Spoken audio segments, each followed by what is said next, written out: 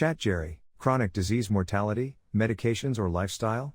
Number 1454, December 1, 2025. Gerald C. EclaireMD Foundation. Category, Chronic Diseases. Preface. For 16 years I have studied chronic diseases such as heart disease, kidney disease, stroke, dementia, and certain cancers. I am not a medical doctor. I conduct independent research using my own body as a long-term laboratory. My background is in engineering and AI, which gave me tools to analyze stress and strain in biological systems. Over time, I have collected 4 million of health data points, and written more than 1,450 papers. Infections versus chronic diseases. Modern medicine excels at fighting infections. Antibiotics and antivirals can destroy bacteria or viruses, because they target DNA or RNA that is not human. That's why drugs from companies like Pfizer or Gilead can cure infections cleanly. Chronic diseases are different. They are not caused by foreign invaders, but by long-term damage inside our own organs. Medications can lower blood pressure, cholesterol, or glucose, and they reduce risks of heart attacks or strokes, but they cannot rebuild kidneys,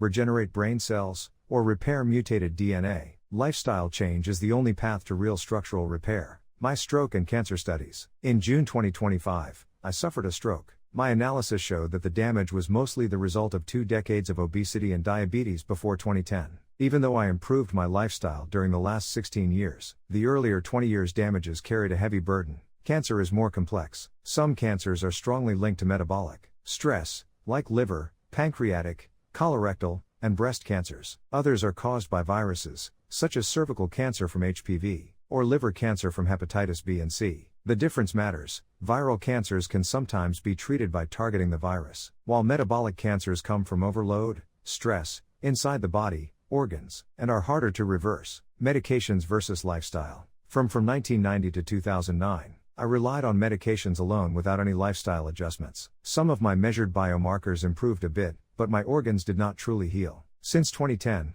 I have focused entirely on lifestyle repair, no drugs, no supplements. The results were striking: stronger blood vessels, better sleep endurance, lower stress loads, and improved organ function. Medications are necessary for infections and for reducing some acute risks, but lifestyle discipline, diet, exercise, sleep, stress management, remains the core engine of long-term healing. Global lifespan reality. Countries like Japan, South Korea, Taiwan, and the UK have longer average lifespans than the United States. Japan leads at about 85 years, while the US lags at around 78. The difference is not medical technology. America has world-class hospitals, equipments, and doctors. The difference is lifestyle. Obesity, poor diet, inactivity, and weak discipline in daily life. Habits shorten our lives. In fact, about 77% of Americans are overweight, including many doctors, 44% of American male doctors. I was once part of that unhealthy majority. My stroke reminded me that lifestyle discipline is not optional. It is survival. Final conclusion. Medications cure infections and reduce incidence. Chronic disease recovery requires lifestyle repair. No drug today can rebuild organs or reverse DNA mutations. Lifestyle discipline, healthy eating, persistent exercise, good sleep, and stress control is the foundation of true healing. Put simply, chemicals fight invaders, lifestyle repairs the structure. Disclaimer: I write this paper not for fame, but to share what I have learned so others can understand their health, prevent disease, and live longer, healthier lives. This content is for educational reference only and is not medical advice. No doctor-patient relationship is created. You may share this summary freely, but it must not be altered, edited, or republished as your own. All intellectual property rights for this article belong to the author, Gerald C.